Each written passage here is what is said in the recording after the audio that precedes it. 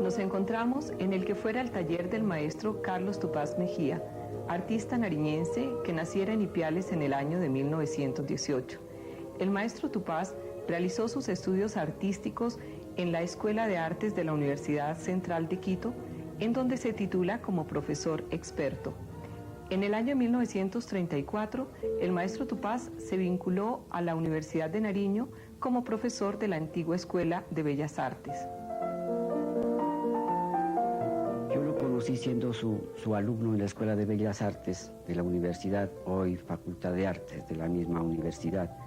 Él fue mi profesor de anatomía artística y desde luego pues también teníamos en algunas oportunidades seminarios sobre pintura impresionista de las distintas escuelas. A él le interesaba mucho las distintas técnicas.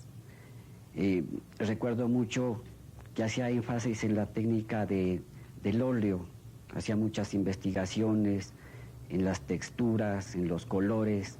Desde luego habían anécdotas en los cursos, por ejemplo, cuando él nos decía de que estaba descubriendo una nueva técnica para la aplicación del óleo, y él le llamaba técnica al aplanchado, porque según él, cuando ya se pintaba al óleo, ya el resultado de la textura y todo eso, nos decía de que esas pinturas se las podía lavar y aplanchar. Yo admiraba mucho los cuadros que él hacía, o sea, el manejo de las luces, los colores, la capacidad de dominio en la anatomía humana. Yo a veces me quedaba, pero pues horas y horas mirando, ¿no?, las figuras humanas tan perfectas que él hacía. Lo que más infundió en nosotros fue el estudio de la anatomía. Nosotros estudiábamos, inclusive fuimos alguna vez al anfiteatro a estudiar directamente músculos, todo lo de fisiología, estudiábamos el esqueleto, bueno, todo eso, ¿no?, la osteología completo con el maestro Tupaz, porque a él le gustaba mucho eso.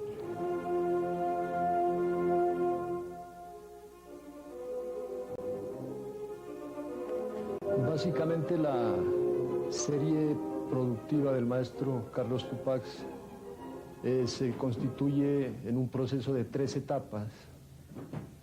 La primera, que corresponde más o menos entre los años 1940-1946, en la que se manifiesta un desarrollo academicista producto de todo lo que fue la influencia ecuatoriana en sus estudios.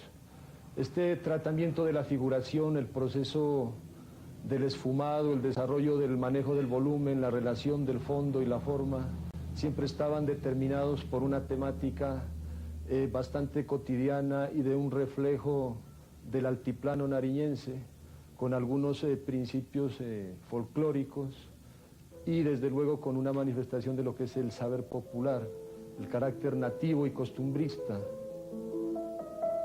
En 1951, el maestro Tupaz recibe un importante reconocimiento con la obra Carnaval del Agua, con la que obtiene el premio Tejicóndor. Con la misma obra participa posteriormente en la Bienal Hispanoamericana de Madrid. A partir de 1952, el maestro participa en los salones nacionales y obtiene la reseña crítica favorable a su obra. Otra de las cosas de Tupaz era el juego de luces, los efectos. Después nosotros conocimos ya su técnica de que él utilizaba el óleo en el terciopelo, en pana, y nos dábamos cuenta de que la riqueza de color que tenía Carlos Tupaz, el juego de luz y sombra, eso era admirable, ¿no? Para nosotros como estudiantes eso nos llamó mucho la atención. Posteriormente viene una etapa en la que él desarrolla una especie de pintura documental, de ilustración y de representación histórica y de algunos acontecimientos que eran importantes dentro de la sociedad nariñense. Este periodo tiene un cambio radical a partir de los años 1947 a 60, en donde se marca su segundo periodo y es el que privilegia por sobre todo su producción en cuanto que lo constituyen el pionero de lo que es el abstraccionismo y el desarrollo de la simplificación en los procesos plásticos, es decir, existe una especie de metamorfosis, lo cual lo lleva desde luego a enfrentar la problemática del impresionismo, del expresionismo y algunas insinuaciones de surrealismo y futurismo, incluyendo también el rayonismo, que fueron patentes de su producción en esta etapa. Nosotros vemos el cambio radical en cuanto a que la pincelada, en cuanto al instante ágil de su producción, generó una ruptura que a nivel regional pues permitía desde luego una evolución plástica en el arte nariñense. Respecto a la exposición y a la realización de las obras en claroscuro en pana, pero dentro de lo que se llama la medicina, ¿no?, en la cual exponía el maestro Tupaz cuerpos desnudos y temas bastante, como se dice, para aquella época, como candentes. En la exposición, el maestro le fue vetado los cuadros por cuanto la curia en esa época consideró de que no debería exponerse tales obras al público.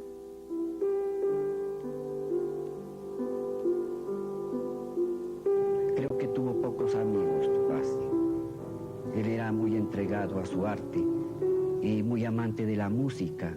Le gustaba mucho oír a Bach, a Beethoven, a Liszt, bueno, a todos los grandes músicos, pero de su preferencia siempre fue Beethoven. Recuerdo cuando estaba pintando sus cuadros en pana, siempre tenía de fondo la Quinta Sinfonía o la Novena Sinfonía de Beethoven. La Sinfonía número 14, Claro de Luna, le había sido comprada por parte de una delegación de aquí de Nariño para ser regalada a Misael Pastrana Borrero. Luego, con posterioridad, habían dicho que ya no querían la obra de Beethoven para regalo, sino que ellos habían pensado mejor regalarle. Creo que para ellos era más cómodo una vajilla. Entonces mi papá había dicho, por horas y por minutos estuve esperando a que ustedes regresen y me devuelvan. O sea, este es el momento en que yo descansé, porque realmente en mi interior yo no quería venderla esa obra.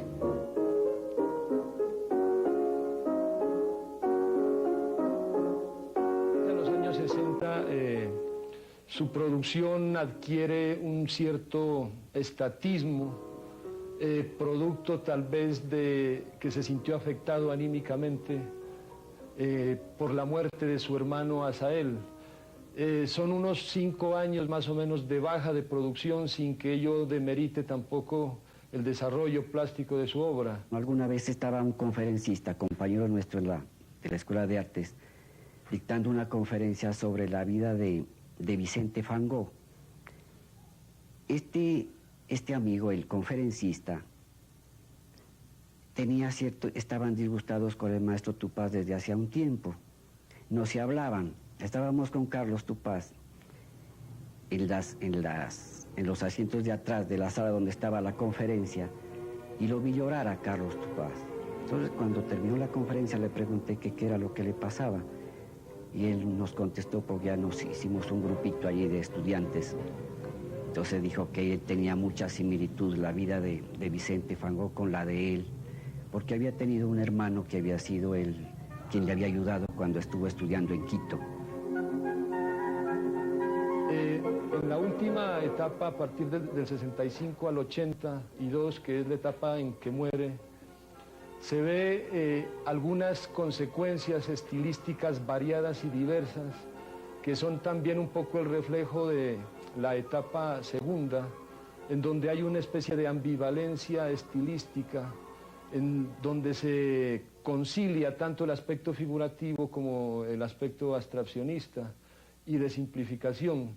En estos dos niveles, básicamente, Carlos Tupaz se desenvuelve en todo el transcurso de sus periodos, producto tal vez de la incidencia de la condición sociológica de los artistas nariñenses ausentes de mercado, con unas políticas culturales completamente alejadas de la realidad y que en últimas permitieron en él ser una especie de personaje contestatario, un personaje que de alguna manera basificó su pensamiento en una directriz liberal y de caos, digamos, en cuanto al convencionalismo. Yo recuerdo vivamente su temperamento. Tenía un temperamento muy fuerte, tenía mucha vitalidad, una gran capacidad creadora que yo admiraba mucho. Era bastante explosivo, ¿no? O sea, tomaba sus decisiones y no las cambiaba, nunca retrocedía. Mantenía su ideología, su pensamiento, su filosofía por sobre todo. Así le cueste, mejor dicho, morir.